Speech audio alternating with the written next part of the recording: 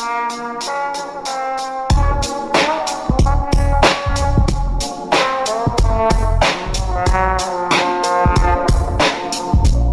1891, the Catholic Church entered a rapidly industrializing world with a document that would become foundational for modern social thought. Rerum Novarum was not just a theological statement, it was a response to factories, wages, class conflict and the rise of socialism, and it attempted something ambitious, to define justice in the industrial age.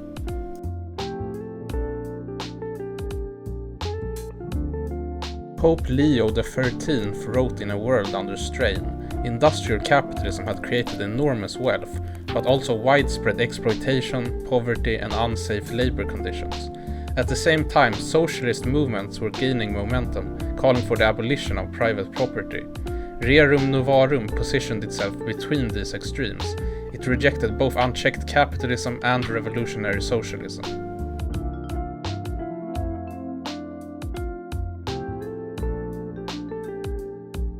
The document makes several central claims.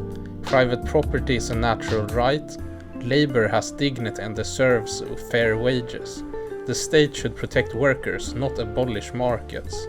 Employers have moral obligations to their employees. Workers have duties as well as rights. It is, in essence, a moral framework for industrial society.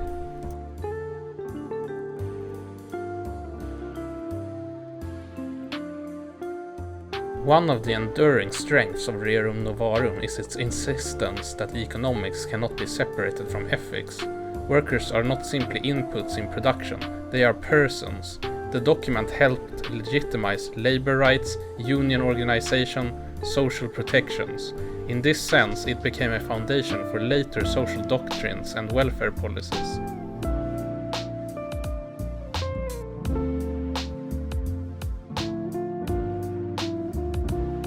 But the encyclical middle way is not without tension.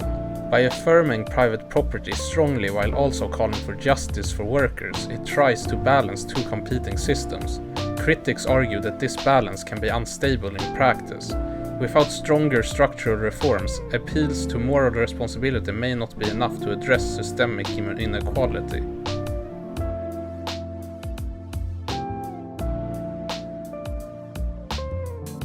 From a modern perspective, Rerum Novarum is not an economic theory in the technical sense. It does not engage deeply with capital accumulation dynamics, market competition structures, global economic systems, or power asymmetries in labor markets. Instead, it operates primarily at the level of moral principle.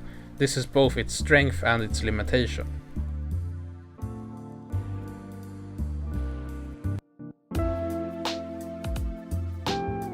One of the most debated aspects of the document is its treatment of power. While it defends workers' dignity, it does not fully challenge the underlying structures that concentrate economic power.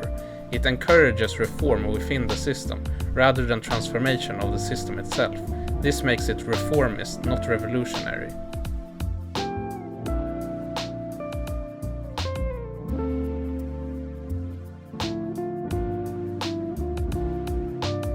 Despite its limitations, its influence is significant. Rerum Novarum became the foundation of Catholic social teaching.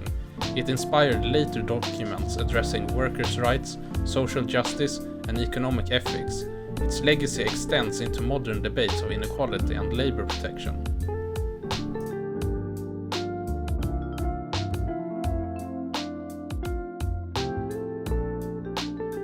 Today, the questions raised by Rerum Novarum remains unresolved. New forms of labor, gig work, automation, global supply chains complicate the relationship between capital and labor. The document's moral framework still resonates, but its historical context limits its direct applicability.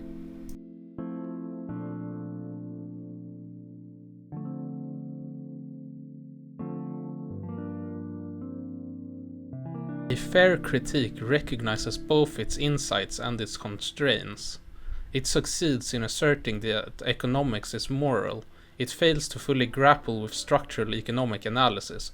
It offers principles, but not a comprehensive system for implementation.